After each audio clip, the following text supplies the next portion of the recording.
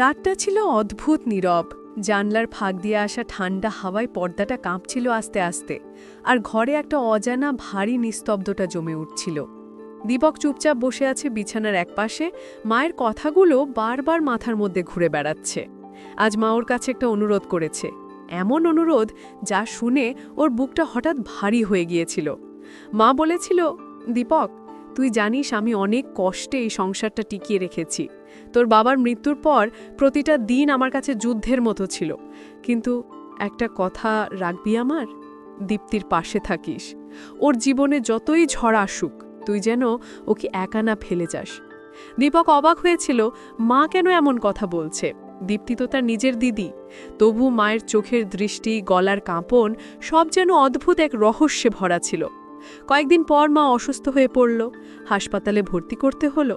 দীপ্তিই তখন সব সামলাচ্ছিল, দিনরাত মায়ের পাশে থেকে ওর সেবা করছিল। দীপক ওদিকে অফিস সামলিয়ে রাতে বাড়ি ফিরে চুপচাপ বারান্দায় বসে থাকত। নিজের ভেতরে একটা ভারী অস্থিরতা টের পেত। মা হয়তো বুঝতে পেরেছিল কিছু, তাই এমন অনুরোধ রেখে গেছে এই ভেবে ওর বুকটা ছটপাট করত। একদিন রাতে মা হাসপাতালে ছিল, বাড়িতে শুধু দীপক আর দীপ্তি। হঠাৎ বিদ্যুৎ চলে গেল, ঘর অন্ধকারে ডুবে গেল, বাইরে ঝড় বৃষ্টি শুরু হলো। দীপক মোমবাতি আনতে উঠল, ঠিক তখনই দেখল জানলার পাশে দীপ্তি দাঁড়িয়ে আছে, তার মুখ বেয়ে টপ টপ করে জল পড়ছে। দীপক এগিয়ে গিয়ে আসতে বলল, দিদি, কাঁদছো কেন? দীপ্তি চমকে তাকালো, তারপর মুখ ফিরিয়ে বলল, সবকিছু এত জটিল লাগছে দীপক, মনে হয় যেন কারো কথাগুলো কানে বাজছে বারবার। দীপক অবাক হয়ে বলল, মায়ের কথা বলছো? দীপ্তি ধীরে মাথা নাড়ল, হ্যাঁ, মা আমাকে বলেছিল তুই যদি কখনো একা হয়ে যাস তাহলে তোর ভরসা হবে শুধু দীপক। মা বুঝে গিয়েছিল সমাজের চোখে আমি হয়তো নিজের মতো করে বাঁচতে পারবো না। মা চেয়েছিল তুই আমার পাশে থাকিস, যেভাবেই হোক। দীপক কিছু বলতে পারল না, শুধু ওর বুকের ভেতরটা হঠাৎ ভারী হয়ে উঠল। বাইরে মুষলধারে বৃষ্টি পড়ছে, বজ্রপাতের আলোয় মুহূর্তের জন্য দীপ্তির মুখটা স্পষ্ট দেখা গেল, চোখে অদ্ভুত একটা ভয়ের ছাপ। সেই রাত থেকে সবকিছু ধীরে ধীরে বদলে যেতে শুরু করল। দীপক আর দীপ্তি দুজনেই চুপচাপ হয়ে গেল, কিন্তু তাদের মাঝে নীরবতা যেন আরও ঘন হতে লাগল। তারা একে অপরের কাছ থেকে দূরে যেতে চাইলেও পারল না। দীপ্তির বিয়ের পর যে মানুষটা তার জীবনে এসেছিল সে ওকে বুঝতে পারেনি, সম্মান দেয়নি। আর দীপক নিজের মায়ের শেষ অনুরোধের ভার নিয়ে প্রতিদিন একটু একটু করে ভেতরে ভেঙে পড়ছিল। মা চলে যাওয়ার পর বাড়িটা আরও খাকা হয়ে গেল। চারপাশের মানুষের দৃষ্টি, কথাবার্তা সবকিছুই যেন একটা ছায়ার মতো ওদের উপর ঝুলে রইল। রাতে যখন বাড়ি নিস্তব্ধ থাকে, দীপক মনে করে মায়ের কণ্ঠস্বর এখনও যেন কোথাও ভেসে আসে, দীপক, ওর পাশে থাকিস, ওকে একা ফেলিস না। সেই এক বাক্য ওর জীবনের সবচেয়ে বড় শৃঙ্খল হয়ে গেছে। দীপ্তিও চুপচাপ, কিন্তু মাঝে মাঝে ওর চোখে এমন এক আকুলতা দেখা যায় যা দীপককে গভীরভাবে নাড়া দেয়। তারা দুজনেই জানে এই সম্পর্ক সমাজ বোঝে না, তবু এই অদৃশ্য বন্ধন তাদের ভেতরে জড়িয়ে রেখেছে এক অজানা দায় আর অপরাধ বোধে। বাইরে বৃষ্টি থেমে গেছে, কিন্তু ঘরের ভেতর এখনও এক অদ্ভুত ভারী নীরবতা। দীপ্তি মোমবাতির আলোয় তাকিয়ে বলে, দীপক, মা যদি আজ বেঁচে থাকতো হয়তো সবকিছু আলাদা হতো। দীপক কোনো উত্তর দেয় না, শুধু নিঃশব্দে জানলার বাইরে তাকিয়ে থাকে, যেখানে অন্ধকারে এখনও বৃষ্টির গন্ধ মিশে আছে মায়ের সেই শেষ অনুরোধের মতো। রাত গড়িয়ে ভোর হলো, কিন্তু দীপকের চোখে ঘুম আসেনি এক মুহূর্তেও। জানলার ফাঁক দিয়ে আসা সূর্যের আলোয় ঘরটা হালকা উজ্জ্বল হয়ে উঠলেও তার ভেতরটা যেন আরও অন্ধকার হয়ে আছে। চায়ের কাপ হাতে নিয়ে সে চুপচাপ বসে আছে। মনে হচ্ছে কিছু একটা ধীরে ধীরে তার বুকের ভেতর গেঁথে যাচ্ছে, যেন একটা ভারী পাথর চেপে আছে বুকে। ঠিক তখনই দরজার সামনে দীপ্তি এসে দাঁড়ালো, গায়ে হালকা সাদা শাড়ি, চুলে কোনো আঁচড় নেই, চোখ দুটো লাল। দীপক চা নামিয়ে রাখল, ধীরে বলল, রাতের ঘুম হয়নি? দীপ্তি আস্তে মাথা নাড়ল, তারপর নিচু গলায় বলল, তুই জানিস দীপক, আমি গতরাতে ঘুমোতে পারিনি। মনে হচ্ছিল মা ঠিক আমার পাশে বসে আছে, আমি ওর গলার আওয়াজ শুনতে পাচ্ছিলাম। দীপক থমকে গেল, কিছুক্ষণ চুপ থেকে বলল, কি বলছিল মা? দীপ্তি চোখ নামিয়ে ভিড়ে বলল, ওই একই কথা, দীপককে বিশ্বাস কর, ও তোর পাশে আছে। কিন্তু জানিস, আমি এখন ভয় পাচ্ছি। মা কেন এমন বলেছিল বারবার? দীপক কোনো উত্তর দিতে পারল না। ভেতরে কোথাও একটা ধাক্কা লাগলো, মনে পড়ল মায়ের মৃত্যুর আগে ওর চোখে যে ভয় ছিল সেটা হয়তো শুধু মৃত্যু ভয় ছিল না, ছিল আরও গভীর কিছু। দীপ্তি উঠে চলে গেল রান্নাঘরের দিকে, আর দীপক চুপচাপ মায়ের ছবিটার দিকে তাকিয়ে রইল। ফ্রেমের ভিতরে হাসি মুখের মানুষটা যেন তাকিয়েই আছে ওদের দিকে একটা অদ্ভুত দৃষ্টিতে। দিন গড়িয়ে দুপুর এলো, বাড়িটা একেবারে নিস্তব্ধ। দীপক অফিসে যাওয়ার প্রস্তুতি নিচ্ছিল, হঠাৎ পিছন থেকে দীপ্তির গলা শোনা গেল, দীপক, আজ অফিসে যাবি? দীপক পেছন ফিরে তাকালো। দীপ্তি জানলার পাশে দাঁড়িয়ে আছে, মুখে হালকা অচেনা হাসি। আমার ভয় করছে আজ, মা স্বপ্নে দীপক কপাল কুঁচকে বলল, স্বপ্নে? এবার কি বলল? দীপ্তি গভীর নিঃশ্বাস নিয়ে বলল, আমার কাছের মানুষই নাকি আমার সবচেয়ে বড় বিপদ। আমি জানি না মা কি বোঝাতে চেয়েছে। দীপকের বুকের ভেতরটা কেঁপে উঠল। নিজের অজান্তেই মায়ের সেই কথাগুলো তার মনে বাজতে লাগল। ওর পাশে থাকিস, ওকে একা ফেলিস না। তাহলে কি মা জানতো কোনো বিপদ অপেক্ষা করছে দীপ্তির জন্য? নাকি মা কিছু দেখেছিল যা ওরা জানে না? সন্ধ্যা নামল ধীরে ধীরে। বাইরে আবার হালকা বৃষ্টি শুরু হয়েছে। দীপক বারান্দায় দাঁড়িয়ে আছে, চুপচাপ। দীপ্তি পেছন থেকে এসে পাশে দাঁড়ালো। দুজনেই নীরব। বৃষ্টির শব্দে একসময় দীপ্তি বলল, দীপক, কখনো কি মনে হয় মা কিছু লুকিয়ে গিয়েছিল আমাদের কাছ থেকে? দীপক চোখ নামিয়ে বলল, মা সারা জীবন লুকিয়ে বেঁচেছে দিদি। বাবার মৃত্যুর পর অনেক কিছু একা সামলেছে, কিন্তু হয়তো আমাদের কিছুই বলেনি। দীপ্তি তাকিয়ে রইল দীপকের মুখের দিকে। একটা দীর্ঘ বিরতির পর আস্তে বলল, তুই জানিস দীপক, আমি বাবাকে আসলে ঠিকমতো মনে করতে পারি না। ছোট ছিলাম তখন। মা সবসময় বলতো বাবা ছিল খুব ভালো মানুষ। কিন্তু একবার আমি মায়ের ডায়েরিতে দেখেছিলাম, আমি ভুল করেছি। যাকে বিয়ে করেছিলাম সে আমার ভালোবাসা ছিল না। দীপকের চোখ বড় হয়ে গেল। মানে? সে অবাক হয়ে বলল, তুই ডায়েরি দেখেছিলি? দীপ্তি ধীরে মাথা নাড়ল। হ্যাঁ, তখন ছোট ছিলাম, ঠিক বুঝিনি। কিন্তু এখন মনে হয় মা হলে তো আমাদের আসল বাবার কথা বলেনি। দীপক স্তব্ধ হয়ে গেল। বুকের ভেতর একটা অদ্ভুত কাঁপুনি ছড়িয়ে পড়ল। মনে হলো যা ও জানতো এতদিন হয়তো তার কিছুই সত্যি না। রাতে ঘুম এলো না তাদের কারোই। দীপক বিছানায় শুয়ে বারবার ভাবতে লাগল, যদি সত্যি ওরা এক রক্তের না হয়, যদি মা কোনো সত্যি গোপন করে গেছে, তাহলে কি মা তাই বারবার বলেছিল দীপ্তির পাশে থাকিস?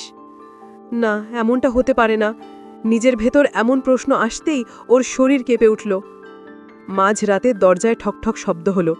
দীপক উঠে গিয়ে দরজা খুলতেই দেখে দীপ্তি দাঁড়িয়ে, চোখে অজানা ভয়। বৃষ্টি বাড়ছে, দীপ্তি বলল, ঘুমাতে পারছি না। দীপক কিছু না বলে মাথা নেড়ে পাশের ঘরের দরজা খুলে দিল। দুজনেই চুপচাপ বসে রইল।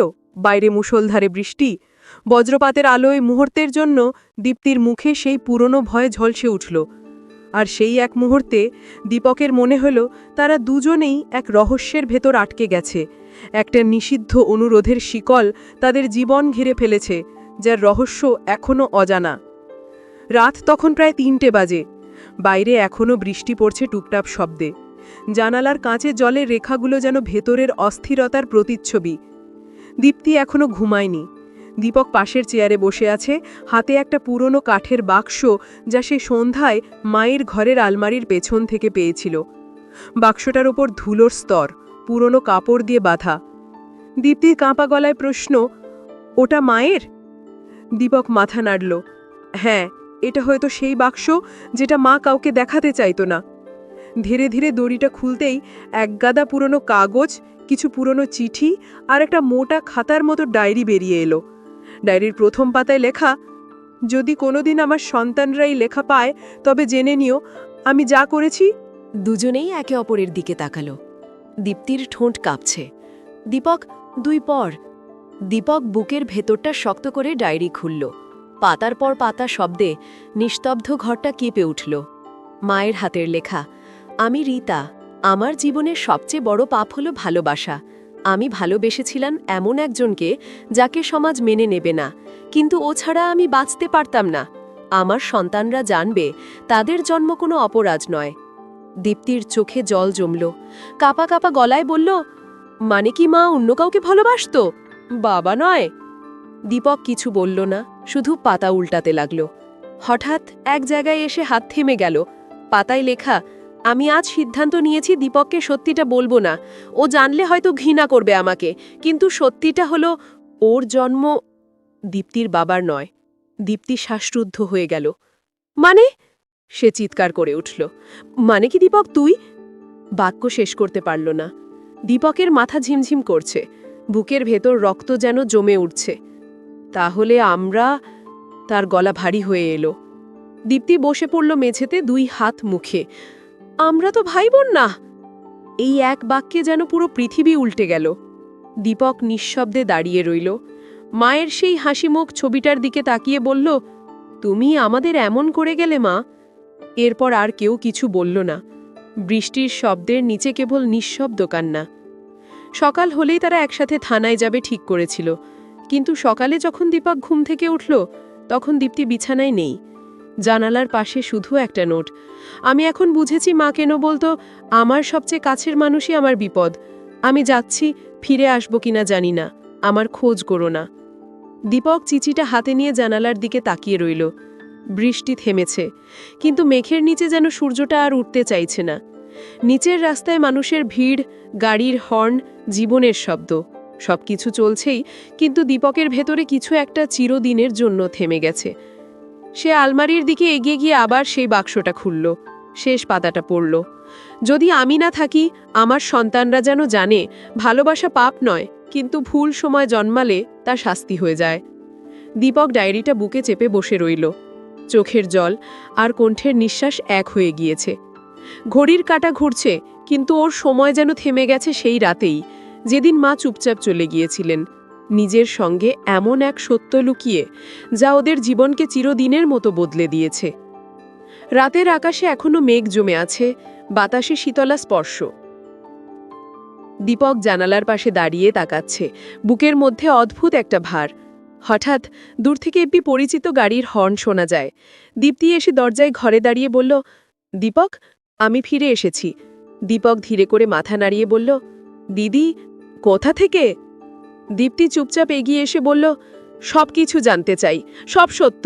মা আমাদের যা লুকিয়ে রেখেছিল, আমি আজ জানতে চাই। দীপক একটি নিঃশ্বাস নিয়ে ডায়েরি খুলে হাতে ধরল। দিদি, মা যে সত্যটা লুকিয়ে রেখেছিল, ওর উদ্দেশ্য ছিল আমাদের রক্ষা করা। সত্যি ভয়ঙ্কর, কিন্তু এটা আমাদের জীবনকে বদলে দেবে। দীপ্তি চোখ বড় করে তাকালো। ভয়ঙ্কর? কি সত্য? দীপক ধীরে ধীরে পড়তে শুরু করল। মায়ের ডায়েরিতে লেখা, আমি চাইনি আমাদের সন্তানরা ভুল পথে হোক। জীবনের অনেক অভিজ্ঞতা তারা নিজে থেকে শিখুক। তবে আমার মৃত্যু পর্যন্ত আমি সত্যিটা লুকিয়েছি, যেন কোনো বিপদ না আসে। দীপ্তি শুনতে শুনতে বুক চেপে ধরল, চোখে জল। মানে, আমরা বিপদে ছিলাম? দীপক মাথা নেড়ে বলল, হ্যাঁ, কিন্তু মা সবসময় আমাদের রক্ষা করেছে। সে চেয়েছিল আমরা বুঝতে পারি ভালোবাসা সত্যিই শক্তিশালী, কিন্তু দায়িত্ব ছাড়া জীবন ধ্বংস হতে পারে। বাইরে হালকা বৃষ্টি নামছে, কিন্তু ঘরে এক অদ্ভুত শান্তি। দীপ্তি ধীরে হাতে ধরে বলল, দীপক, আমি তোমার পাশে থাকব। মা আমাদের যেভাবেই দেখুক না কেন, আমরা একে অপরকে হারাবো না। দীপক হাসল, চোখে গভীর আবেগ। দিদি, আমরা একসাথে সবকিছু মোকাবিলা করব। মা চাইতো আমরা শক্তিশালী হই, ভয়কে জয় করি। দুজন চুপচাপ একে অপরের দিকে তাকিয়ে রইল। জানালার বাইরে হালকা রোদ ফুটছে, নিঃশব্দ বাতাসে যেন মায়ের হাসির প্রতিধ্বনি। সেদিন থেকে দীপক ও দীপ্তি একে অপরের পাশে দাঁড়িয়ে নতুন জীবন শুরু করল, পুরনো রহস্য ও ভয়কে অতিক্রম করে, ভালোবাসা